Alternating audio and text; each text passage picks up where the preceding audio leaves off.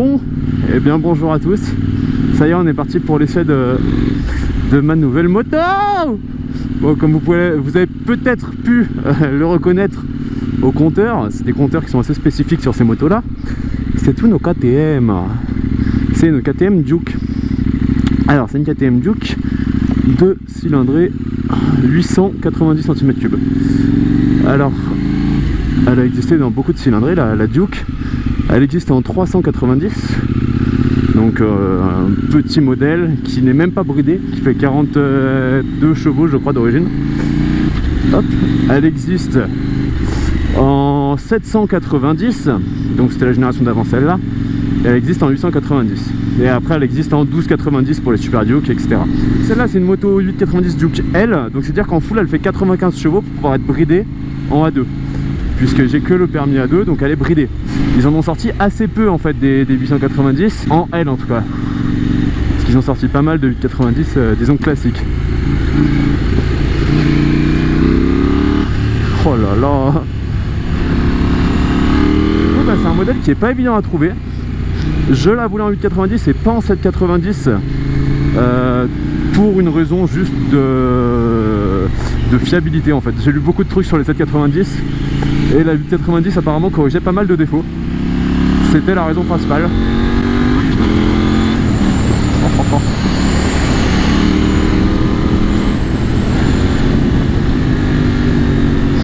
Au-dessus des 6000 on sent le bridage, il reste plus grand chose.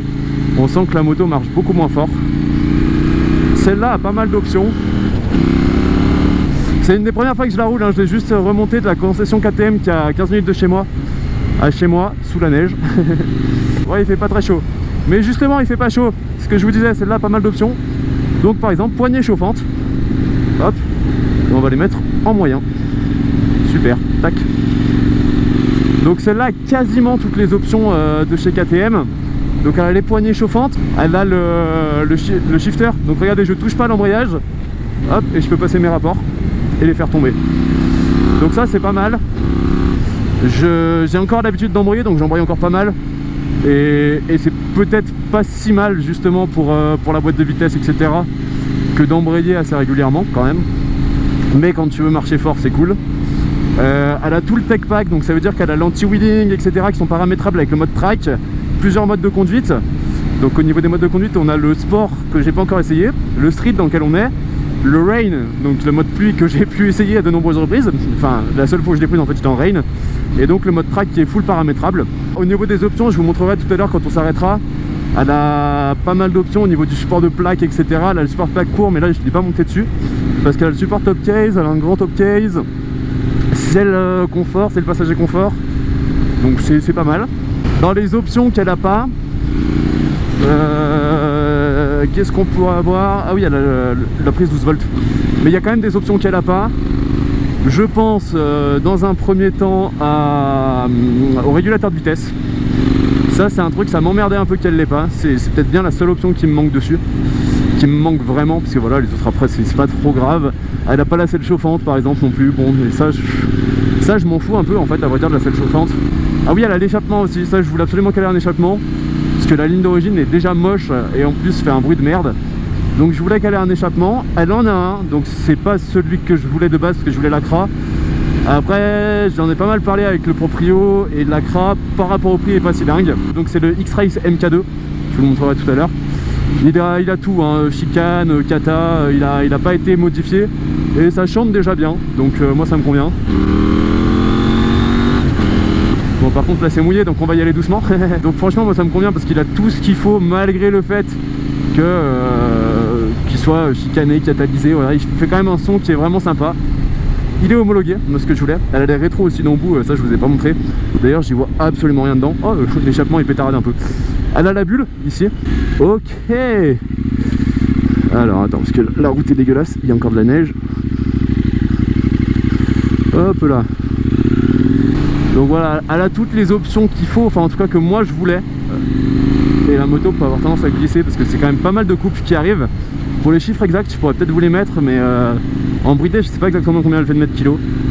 Mais franchement c'est un tracteur, enfin, comparé à la CB500 c'est un truc de fou hein. Alors par contre je voulais passer à un endroit mais je pense que la route va pas être déneigée et j'ai pas envie de me retrouver dans la neige, donc on va passer autre part. Et franchement avoir ces images là où on roule avec encore un peu de la neige dans les champs et tout, c'est vraiment stylé. Alors elle a pas les protège-mains, heureusement, parce que c'est très moche. Après c'est vrai que par rapport au froid c'est agréable des fois.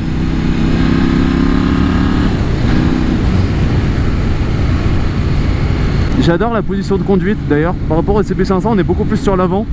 On n'est pas sur une sportive non plus hein, mais voilà, on est moins droit de chez droit. On est quand même assez droit. Mais après si je me mets vraiment contre la selle je suis hyper droit. Mais c'est vraiment une position pas agréable. En me mettant sur l'arrière comme ça on est bien en avant. La position trail de la Varadero va me manquer. Parce que franchement la Varadero c'était une pépite cette moto. Là elle a l'ABS. Donc si je freine je sens qu'il y a l'ABS qui s'active. Mais on peut le déconnecter. Le mettre en mode, ils appellent ça super motard. Je préfère avoir un ABS déconnectable en fait. J'ai pris l'habitude avec la Varadero d'être toujours déconnecté. Donc avoir la possibilité de lui de le redéconnecter, ça m'arrange. D'ailleurs pour la vidéo donc avec la Varadero dans les chemins, d'ailleurs on était passé pas très loin d'ici, j'avais laissé entendre que je pensais prendre un trail. Et j'avais très envie de prendre un trail effectivement, alors également chez KTM, donc le Adventure. Je pense que lui je l'aurais pris en 790. Parce qu'en fait en 790 c'est pas une version L, c'est une version normale. Donc ça veut dire qu'il peut être bridé puisque la version 790 de base fait 95 chevaux. J'avais hésité à prendre ça et en fait par rapport au prix de celle-ci, parce qu'elle était, j'ai réussi à l'avoir pour vraiment pas cher honnêtement. Le fait qu'on soit en décembre où il joue aussi je pense pour pas mal, parce qu'elle je l'ai récupérée pour vous dire le 3 décembre. Pour le prix de celle-là, bah en fait j'avais, je crois que c'était au même prix pour une 790 qui était un petit peu plus kilométrée que cette moto qui a 11 000 km. Donc c'était au final un prix qui était similaire ou plus élevé pour le trail, je sais plus, pour un nombre de kilomètres plus élevé. Du coup l'assurance, je me fais allumer, mais moins étonnamment que pour l'Adventure qui est un trail. Je pensais sincèrement que l'Adventure coûterait moins cher, dans le sens où c'est une moto plus calme que celle-là. Celle-là a vraiment un tempérament moteur qui est là pour casser des bouches. Genre je veux dire, c'est vraiment pas là pour enfiler des perles. Tu mets la poignée dans l'angle, ça part tout de suite. La Adventure est plus option voyage, un peu de chemin, tranquille quoi. La position est plus droite, moins sur l'avant. Donc pour moi la Adventure elle me coûtait moins cher à assurer. Et bah pas du tout. La Adventure par an je crois qu'elle me coûtait 300 € de plus que celle-là, 300 ou 400 € de plus que celle-là. Pour du tout risque. Dans tous les cas je suis en tout risque hein. Je voulais surtout pas me mettre en autre chose que tout risque. C'était hors de question, même pas la peine d'y penser. Pour une moto qui aujourd'hui vaut environ 10 000 €, je dirais pas exactement combien je l'ai payé mais c'est dans ces eaux là quoi. Pour 300 balles d'assurance plus le prix d'achat qui aussi était plus élevé pour le trail, plus le fait qu'en vrai j'en aurais pas profité à fond parce que je l'aurais pas mise dans les chemins.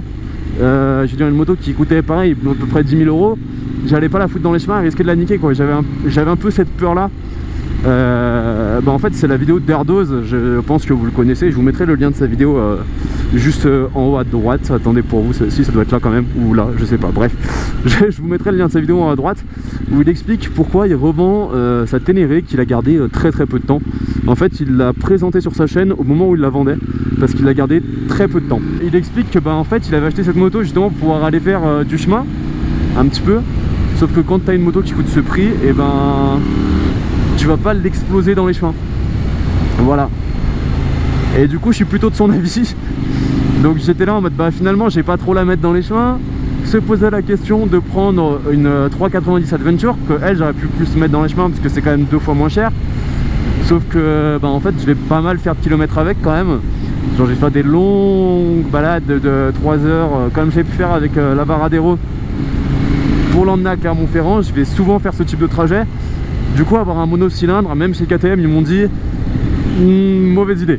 L'Adventure sûrement était plus confortable que celle-là, mais beaucoup moins fun, plus cher à assurer, au final pas exploité à son plein potentiel parce que clairement je l'aurais pas utilisé comme elle est prévue pour être utilisée. C'est quand même un trail à vocation aventurière, c'est fait pour aller faire la bagarre dans les chemins. Je veux dire à un moment il n'y a qu'à voir sa gueule. Ne pas l'utiliser à son plein potentiel, une moto qui coûte 10 000 €, bah en vrai ça m'aurait fait chier, voilà. Donc au final j'ai trouvé celle-là très bien optionnée, pas trop loin de chez moi. Le mec en fait avait très peu de demandes parce que bah, la saison fait vraiment pas propice à vendre des motos. Je veux dire, il pleut, il neige, il fait froid, il fait un temps de merde. Du coup il avait très peu de demandes et je suis allé la voir. Elle m'a tout de suite plu. Déjà la gueule, la couleur. Enfin, en fait la Duke, si vous voulez, c'est une moto dont je suis tombé amoureux la première fois qu'ils l'ont présentée. D'abord en version 390. Alors la Duke avec ce design là, hein, j'entends. Quand ils ont présenté la Duke, j'étais là en mode mais le design c'est incroyable, c'est trop beau et tout, ça doit être une moto folle. Je m'étais un peu renseigné et c'était une moto folle. Et du coup j'étais là en mode bah, je veux trop en acheter une. Et je me rappelle même avoir dit à un de mes potes un jour, ouais je vais acheter une 390 Duke. Et il m'avait dit ouais bah, tu verras quand tu auras 18 ans, mais c'est grave une bonne moto machin. Bon au final, quand j'ai eu 18 ans, pour plein de raisons, j'ai pas passé mon permis. J'ai attendu et il aura fallu attendre voilà, quelques années de plus pour que je le passe. Et là du coup bah, tout de suite je me suis dit bah, je voulais une Duke, donc je suis allé voir ce qui se faisait chez KTM.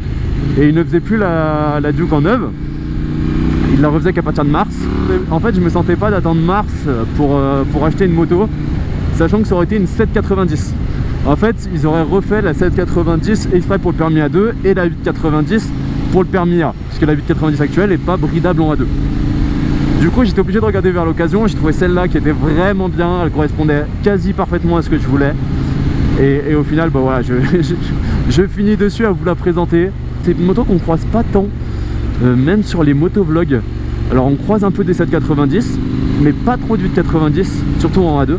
J'ai vu qu'il y avait un motovlogueur là de Nice, je crois, qui en avait une là, depuis quelques jours, mais elle est décata, la sienne. Et en fait bah, c'était la première fois que je voyais un autre motovlogueur qui avait cette moto en A2. Même pour regarder des essais de cette moto en A2, c'était très compliqué. Je trouvais beaucoup de 790, mais pas trop la 890. On va juste essayer de se mettre en mode sport.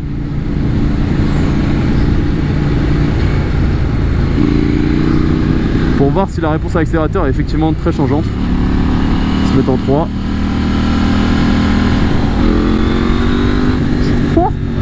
Ok, ça marche encore mieux que le street.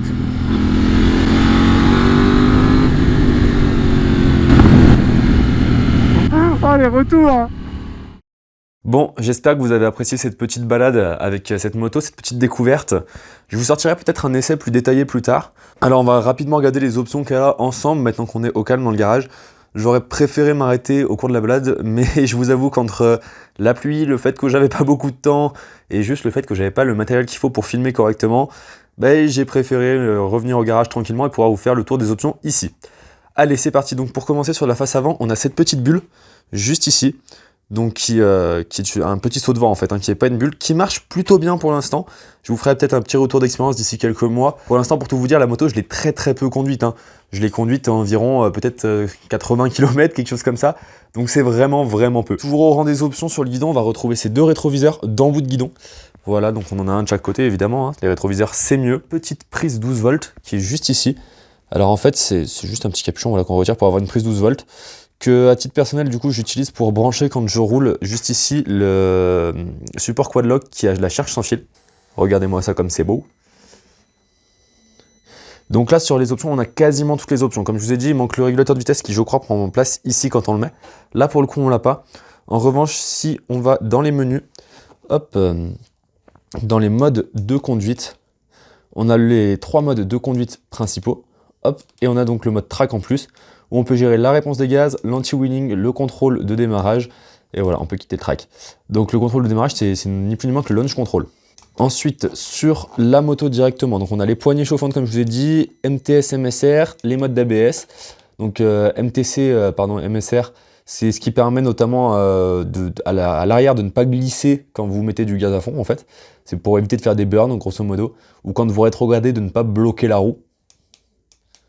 Le changement de vitesse rapide, donc ça c'est le quick shifter que je vais vous montrer tout de suite. Donc à ce niveau-là, donc on a le quick shifter qui est juste ici, donc c'est le levier d'embrayage classique, hein, enfin le levier de passage de rapport pardon classique. Simplement là on n'est pas obligé d'embrayer pour le passer.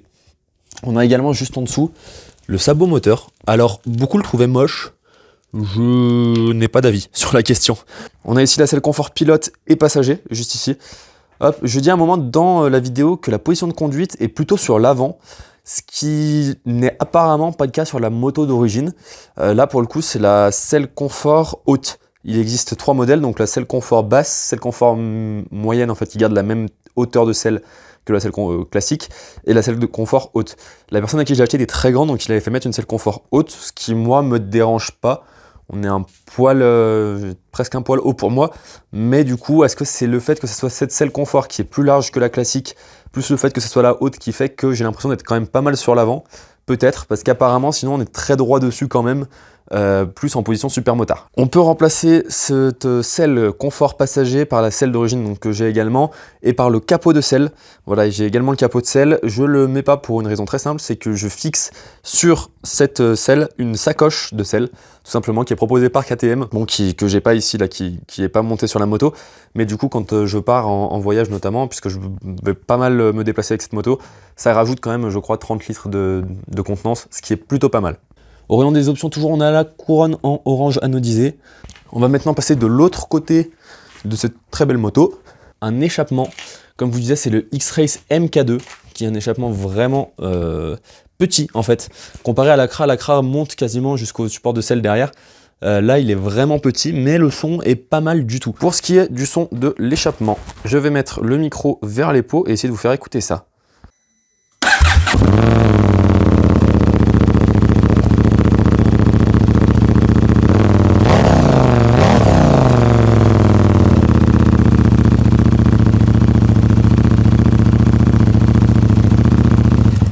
Le support de top case, et il y a un top case d'une contenance immense. Encore une fois, c'était aussi une volonté de ma part de pouvoir charger la moto et voyager avec.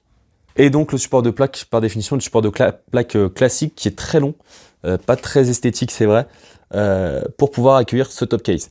J'ai en revanche le support de plaque court que m'a fourni l'ancien propriétaire, que je peux donc monter dessus, que je serai, je pense, amené à monter un jour ou l'autre, mais pour l'instant je préfère la garder comme ça.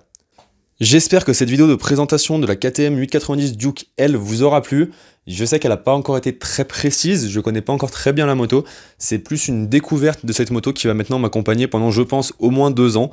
Vous la reverrez du coup très prochainement sur la chaîne, et de toute manière, je pense que je vous ferai un essai très détaillé de la moto d'ici quelques mois. Si vous avez des remarques à me faire, des commentaires, des conseils par rapport à cette moto, n'hésitez pas à me les mettre dans l'espace commentaire, et moi je vous dis à très bientôt pour une prochaine vidéo.